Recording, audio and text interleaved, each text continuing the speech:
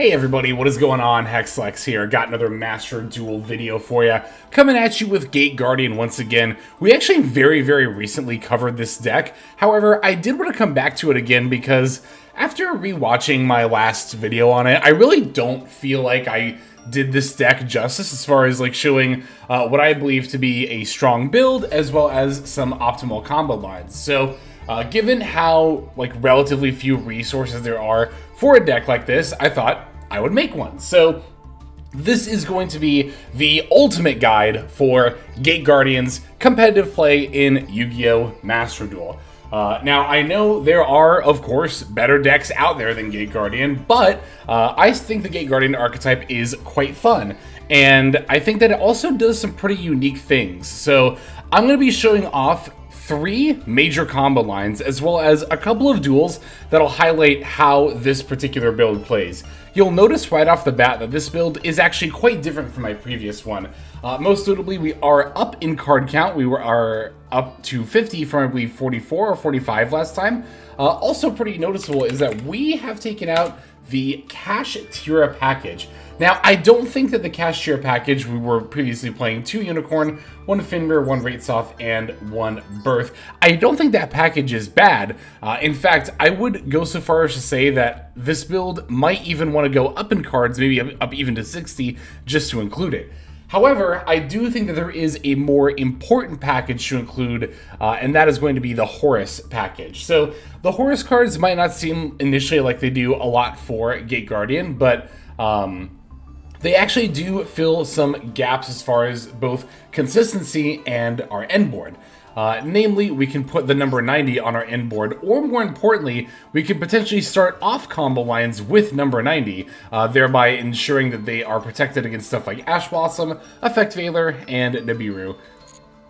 On top of that, we also have the Zombie Vampire, which can of course mill cards from our deck, and there are a couple of things that we don't mind hitting off the Zombie Vampire. If we can summon Armageddon Knight, that's actually a great way to start our combo lines. I'm going to talk about Armageddon Knight here in a moment. I will touch upon why we are not playing certain cards, and we'll get into Armageddon Knight more in that section. But we are also looking to mill some of Armageddon Knight's targets, like Zephyros and Destrudo.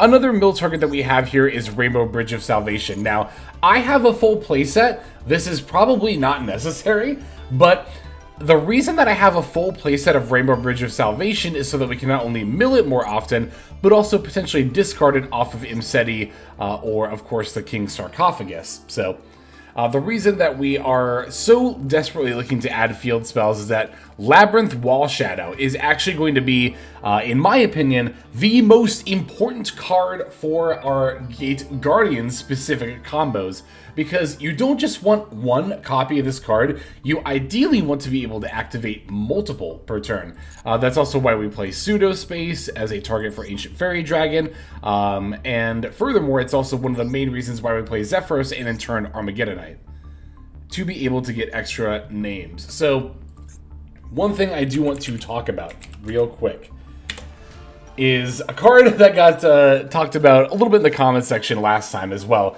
Elemental Hero Prisma, and with good reason. You might, see a list like the one I've got here or the one I showed in my last video and be like, Hex, why no Prisma? Is this card not amazing for Gate Guardian?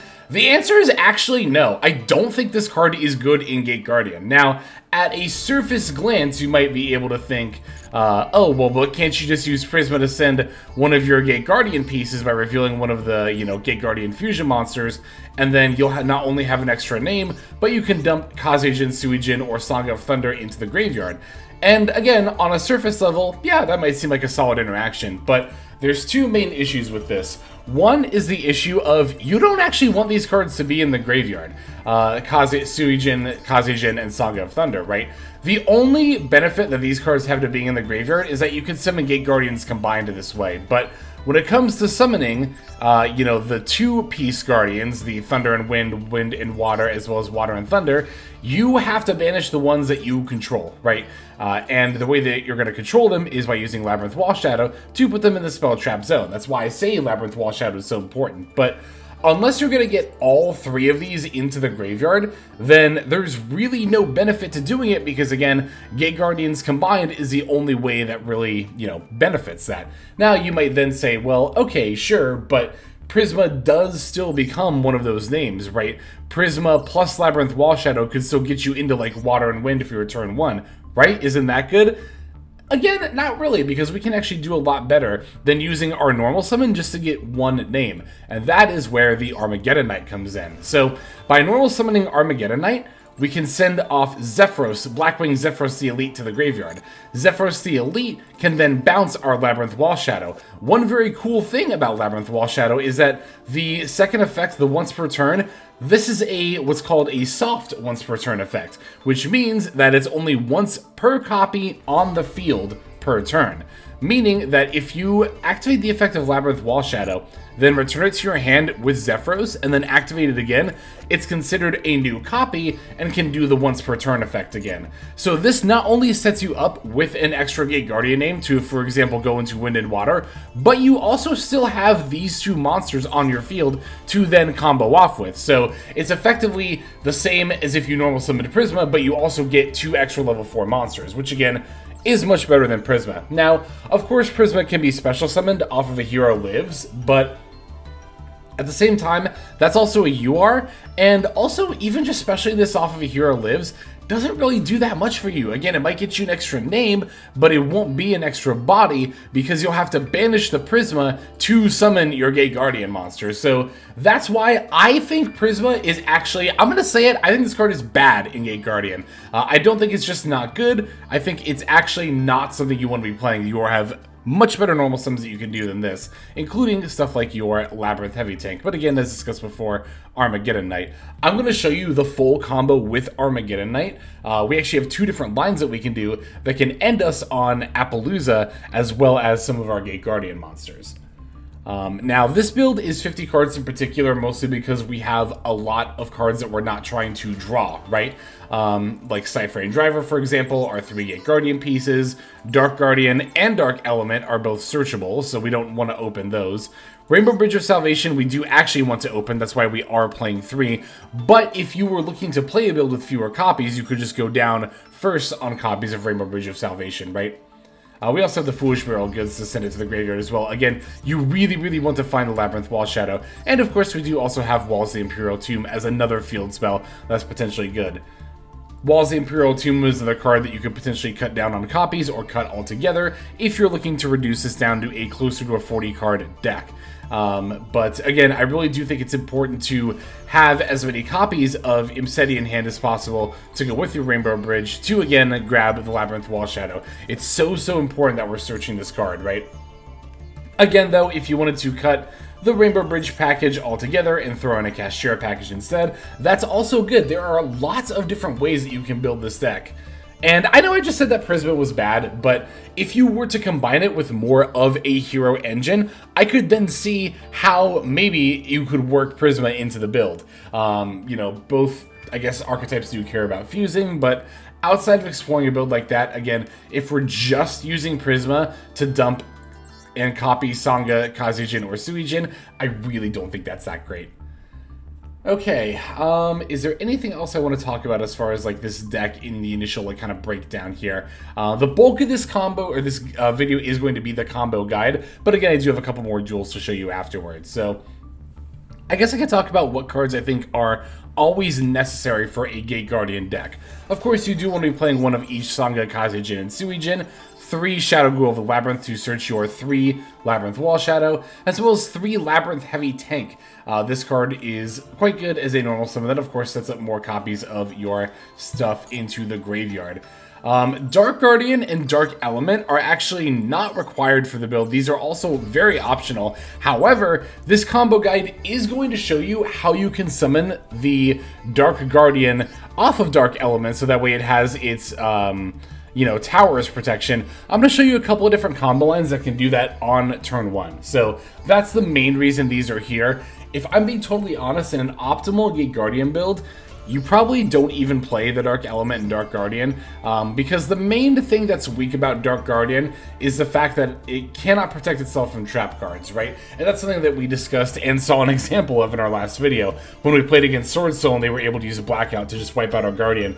But even beyond archetype or matchup-specific trap cards, there is, of course, also the ever-present Infinite Impermanence, and as long as this card is around, it is going to be very easy to stop the Dark Guardian, because Dark Guardian is affected by Imperm. Imperm can negate Dark Guardian, therefore turning off its other forms of protection. So, yeah, unfortunately, I just really don't think that the Dark Guardian is like the best, but I mean, it can still be difficult to get rid of, right? If your opponent doesn't have Imperm, this thing is definitely truly a beast to try to get off of the board. So, not the worst thing you could be doing, that's for sure. But also, in my opinion, not the best either. For the extra deck, I really think you only need one of each Gate Guardian fusion. In a lot of previous builds, I've played to Wind and Water, but there's a lot of generic tools that we need to make room for, like Typhoon and SP Little Knight. And I'll be honest, I've never had a game where I summoned the second Wind and Water. I would often play the second copy just because I think of the two-piece Gate Guardian monsters, this is the best one. Getting multiple spell trap negates is very, very good. The Gate Guardians combined is also not bad. It has 3 target negates, which is kind of situational, but not as situational as you might think. There are certain matchups where, like Labyrinth, for example, it can be very hard for Lab player to out the Gate Guardians combined sometimes. It is a very, very cool card nonetheless. Yeah, Thunder and Wind is I would only play this card if you have a target for it, right? And we have the Dark Element. There is also, you could potentially play the double attack Wind and Thunder. This is some targeted destruction, which is not like the best form of disruption, but again, it is searchable off the Wind and Thunder. That said, I don't think this card is good enough to go out of your way to make the Wind and Thunder, like even on turn 1. And if you're not playing a card that can, this card can search, then you could probably just cut this one from the extra deck. Water and Thunder, rather, is a little situational. Its once per chain effect is that it can change monsters' attack to 0. I don't think I've actually had a game where I've summoned this, but I know I've had a game where I've at least thought about it for whatever that's worth. So that's kind of a breakdown again of the Gate Guardian cards themselves. Again, you'll see what the rest of our extra deck is used for as we're getting into the combo guide, which I think I'm about to do here. Let's just start talking about some of the lines that this deck is capable of. Okay, so we've opened Armageddon Knight, and a way to get to our field spell here, the Labyrinth Wall Shadow. So I'm going to show you the first combo line, which is going to be Armageddon Knight plus the Labyrinth Wall Shadow. So let me just go ahead and start by using my Imseti here. You're already seeing why I think Imseti and Rainbow Bridge, the horse package in general, is so valuable. Again, getting access to your Wall Shadow is so very important. You need it for pretty much every single one of your turn 1s here. So just grab these two. By the way, the reason we play Cobalt Eagle as our Crystal Beast of choice is for the ability to return it to the deck if needed. Also, don't know if I talked about Pseudospace enough. I think I did mention this, but that's used with Ancient Fairy Dragon. But anyway, so now we have Armageddon Knight plus Labyrinth Wall Shadow. So I'm going to show you the combo line that you'll do if you open these two cards. So we're going to start by activating the Labyrinth Wall Shadow here. We're going to activate the effect and place one of our Gate Guardian pieces into the spell trap zone. I'm going to start with Kazejin because there's actually a couple of different combo lines that we can do here with these two cards here. So one of them, you go on into Wind and Water, the other Thunder and Wind. Either way, we're going to go into Wind. I'll start by showing you the Water and Wind combo line first. So we're then going to normal summon the Armageddon Knight and activate the effects. We're going to want to send off Zephyros the Elite from our deck to the graveyard. Alright, now we're going to activate the effect of Zephyros the Elite. This is going to let us return the Labyrinth Wall Shadow from our field to our hand, so we can special summon it in defense mode or attack mode, doesn't really matter here in particular. Alright, now we're going to activate the Labyrinth Wall Shadow once again, and as mentioned before, this card is a soft once per turn, meaning because it got bounced, I can use the once per turn effect again. Again, I'm going to show you the Water and Wind combo line first, so we'll play Sewage in here, but I'm not going to summon my Gate Guardian just yet. First, I want to actually link into Cross Sheep with the Armageddon Knight, as well as the Zephyros the Elite. Alright, now that we have the Cross Sheep online, we can go ahead and make the Gate Guardian of Water and Wind, banishing the Kazejin and Suijin in our spell trap zone, and putting it into one of the zones that Cross Sheep is pointing to. This will, of course, activate the Cross Sheep effect. From there, we can bring back the Armageddonite that is in our graveyard. And fun fact about Armageddonite, this card is not once per turn, so when it is summoned, we can send yet another dark monster from our deck to the graveyard. This time, that's going to want to be Destrudo, the Lost Dragon's Vision. Alright, now from there, we can go ahead and use our Destrudo effect, targeting the Armageddonite and paying half of our life points. And finally, we're going to summon out our Appaloosa by using the Armageddonite, the Destrudo, and our Link to Cross Sheep.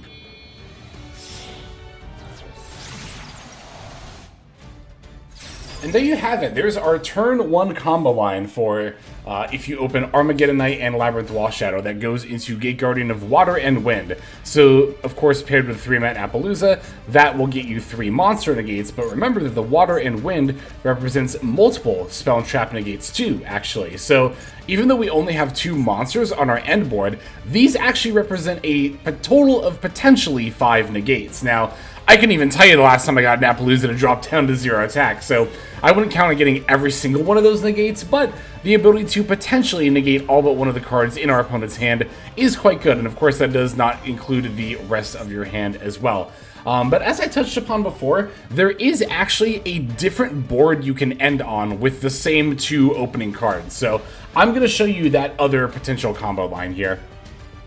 Okay, so let me go ahead and use my Rhoda real quick here to grab the Armageddonite, and I'll show you this other combo line we can do with Armageddonite and Labyrinth Wall Shadow. It doesn't really matter that we opened a Suijin here, because we're actually not going to use it for this particular combo line. So we're going to start by activating the Labyrinth Wall Shadow, and once again we're going to activate the effect, and we're going to want to place the Kazejin from our deck into the Spell Trap Zone. Now we're going to normal summon Armageddonite and activate Armageddonite's effect to yet again send the Zephyros the Elite. So far the combo line is the same. We're going to use the Zephyros effect to bounce the Labyrinth Wall Shadow back to our hand, and of course then in turn special the Zephyros. But now this time when we're going to activate the Labyrinth Wall Shadow here, I'm actually going to place, of course, not the Suijin, but the Saga of Thunder from our deck into the Spell and Trap Zone. Alright, now from here, I'm going to once again make our Cross Sheep with Armageddonite and Zephyros. Throw that there. Alright, and then now, let's go ahead and summon our Gate Guardian of Thunder and Wind by banishing the Kazejin and Saga of Thunder. Put it right over here, once again underneath the Cross Sheep. That way we get Cross Sheep's effect, which of course is going to bring back our Armageddonite.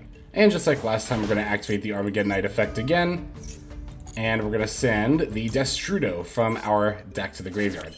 Now let's activate the Gate Guardian of Thunder and Wind effect. This is going to let us add the Dark Element from our deck to our hand. Dark Element is of course how you summon the Dark Guardian, but you do have to have a Gate Guardian monster in the graveyard. Well, this is not really that big of a deal. We're just going to first special summon the Destrudo by targeting the Armageddonite. And we'll throw that right over here. And this time when we make Appaloosa, we're just going to make it a format Appaloosa using the Gate Guardian of Thunder and Wind as a material as well. Alright, there's your format Appo.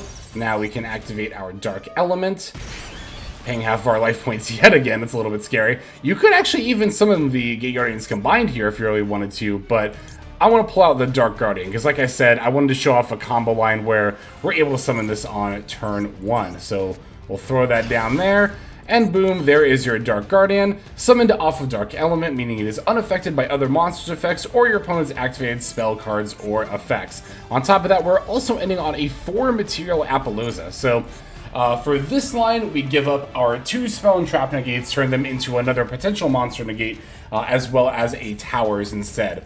Of course, as always, Zephyr, you do have to be careful when using Dark Guardian as a towers monster, trying to end on that, because again, it will still be affected by trap cards, and 1 imperm is all it would take. However, between the Dark Guardian and a format Appo, your opponent's imperm, if they're holding it, is definitely going to be a bit of a tough decision here. So alright, I do actually have one more combo line that I'm going to show off, and it's actually another combo line that lets you summon Dark Guardian. So we'll get to show off how to summon this cool anime boss monster a second time.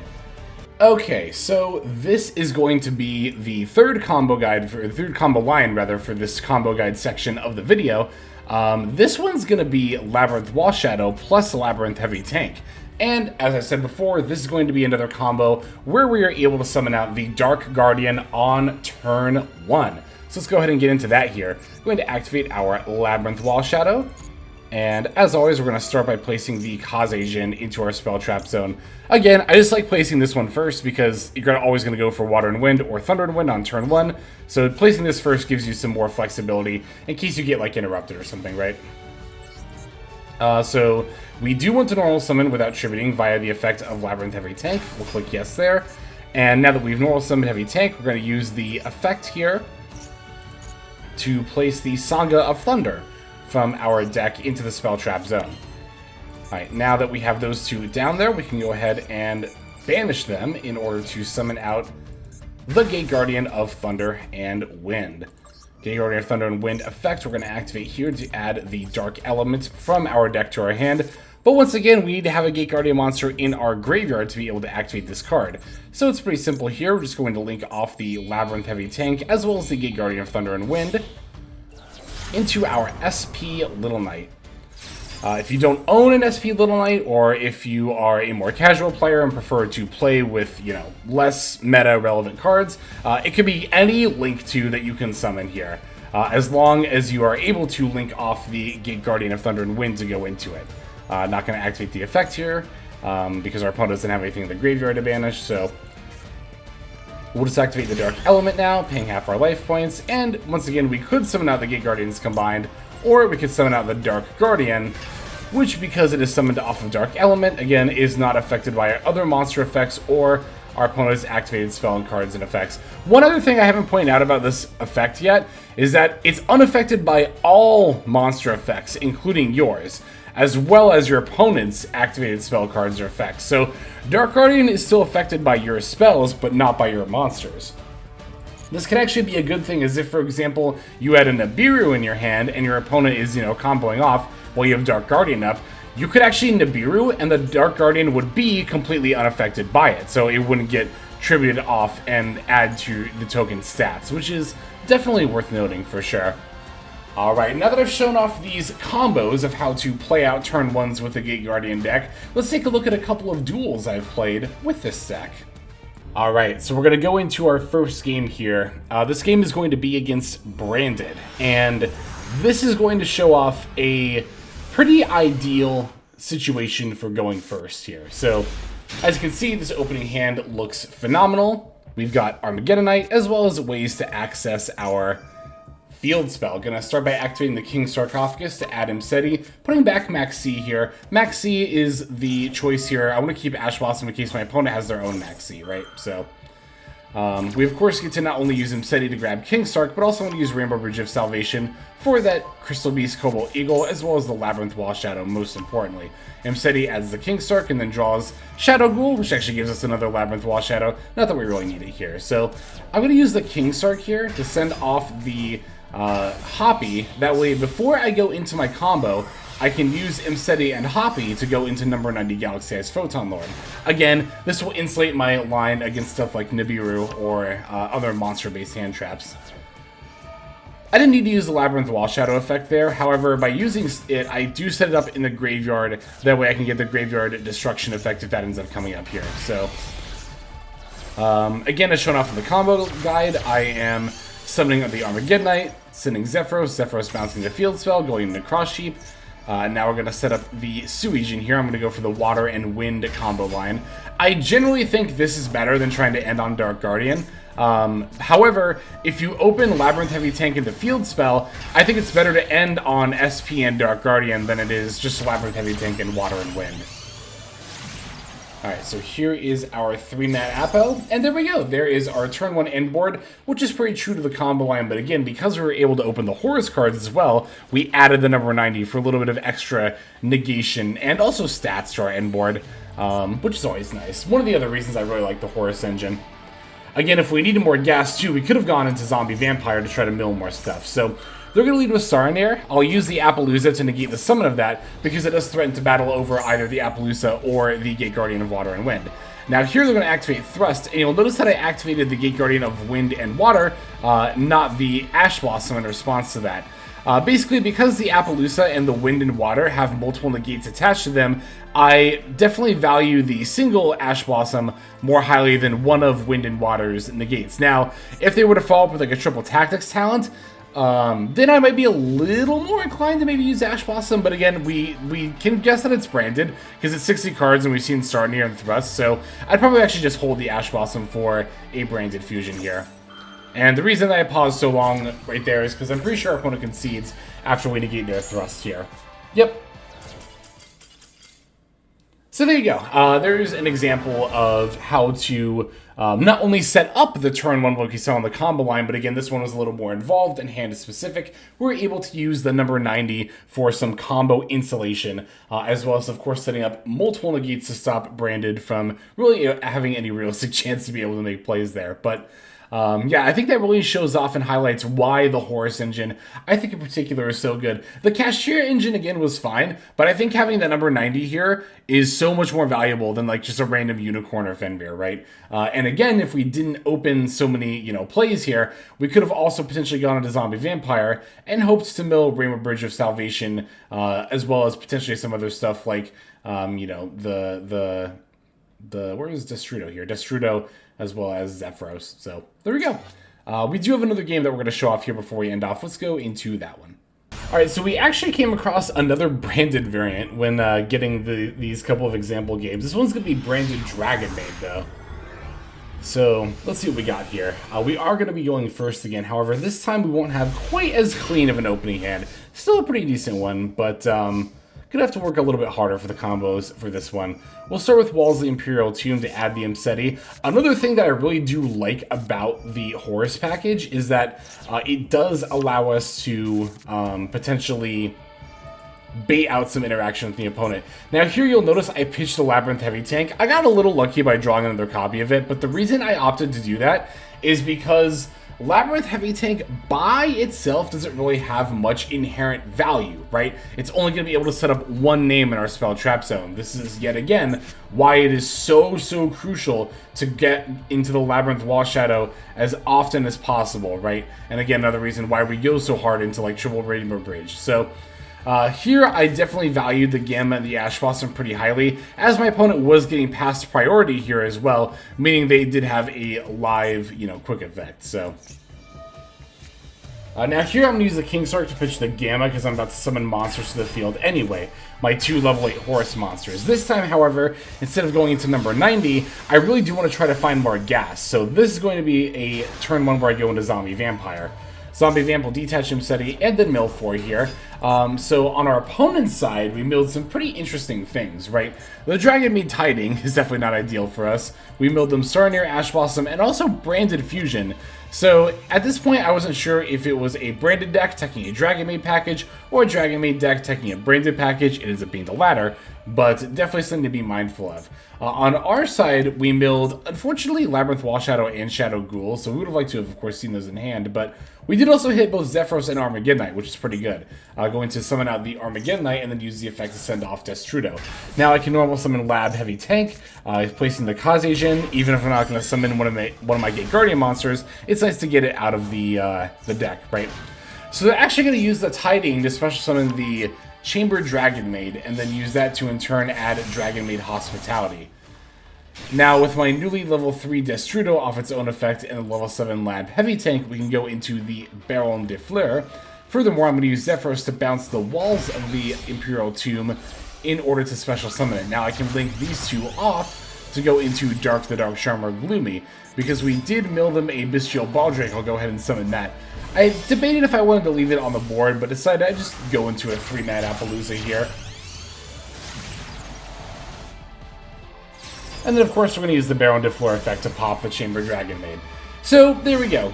Unfortunately, this is the turn 1 where we weren't able to get into Gate Guardian plays, because, again, we were not able to get access to our field spell. However, we did at least set up the Kazejin from our deck into the spell trap zone. If we top deck the field spell or draw into a way to get to it next turn, that'll be very nice. And, hey, we still got the 3 monster negates as well as an Omni, so Generic monsters carry. I mean, this is a lot of the reason why I say don't ban generic extra deck monsters, right? Like, a lot of people really underestimate just how badly decks like, you know, lower rogue decks like Gate Guardian really do rely on these cards to be competitive a lot of the time, right? Appaloosa especially. I've seen so many people say this card needs to get banned, but as I've said in multiple YouTube comments, like, no deck outside of Yubel is always trying to make Appaloosa every single game. Even Snake Eye would much rather go IP into SP, or even Underworld Goddess than go into an Appaloosa, right? So, speaking of Appaloosa, we are going to have ours get battled over. We did get 2 negates out of it, which is actually pretty good for an Appaloosa. The thing about Appaloosa, too, is that, you know, I don't count this as multiple monster negates, I count it as 1, because usually that's how many you get off before this card gets triple tagged, or battled over, or negated by a spell or trap card like Imperm or something. You'll usually be lucky to get 1 off, so hey, if I fire off 2 negations off Appaloosa, I consider that a good Appo here, so... Alright, going into our turn, we do of course get to bring back our Horus monsters, because we have the King Stark in play. Gonna use the Baron de Fleur to target one of the spell trap cards, which ends up being Rivalry. Now, there was a part of me that debated, oh, if I let Rivalry resolve, and, you know, my cards go to the graveyard, I could activate maybe Imseti or Hoppy, except, oops, no, that's actually going to the graveyard by a game mechanic. Oh no, it does actually say send all their face-up monsters they control to the graveyard. So that would actually be leaving by a card effect, wouldn't it? I was about to go into a whole ruling thing, but I'm actually not sure if that counts as a card effect or by game mechanic. I know sending stuff for Gozen is a game mechanic, right? Because I don't think Gozen has that text. Anyway, I'm just going to use the Baron to negate it here. It's pretty simple, and they're just going to go ahead and concede, so... Alright, there we go. There is the Gate Guardian combo guide, as well as just a general guide as a whole, because we did talk about the deck, the archetype, as well as showed off some duels. So hopefully you all find that helpful. If you have any questions, please feel free to ask in the comments. And honestly, if you have other ideas of how you would build Gate Guardian, I also very much welcome that in the comments here. Although I do consider this to be a good guide for the archetype. The archetype is very underexplored, and there are a lot of different engines that you could potentially use. So I definitely do... I definitely don't, rather, mind seeing some more suggestions in the way of that in the comments below. So thank you again very much for watching this video. Let's just move now to our outro. Hey everybody, Hexlex here. Just want to give you a huge thanks for watching all the way to the very end of the video. Believe it or not, that is actually one of the best ways that you can support the channel, is by watching the videos in their entirety. But there are many ways in which you can support the channel if you are so interested. The names that you're seeing on screen here, I gotta give an extra special thanks to, because these are people who have chosen to either become a member on YouTube, which if you're interested you can do as well via the join button next to the subscribe button down there, or have signed up over on Patreon and become members there. Link to that is going to be in the description below. Without the support that is being offered by, again, all the people that you're seeing on screen right here, I would not be able to take the time to dedicate to uploading daily YouTube videos. So thank you so very much. But there are also other ways you can support as well. Again, link to the description below. If you like my deck tracker that you'll see in a lot of my videos, the Untapped Companion, you can download that for free, and if you use my affiliate link down there, then that also goes a long way towards supporting the channel. That's, again, free. So is subscribing here on YouTube. That's also free and a huge way to support. You can also check out Twitch, once again linked in the description below. Following and subscribing over there will not only support as well, but also give you notifications of when I go live if you want to catch some of the live streams.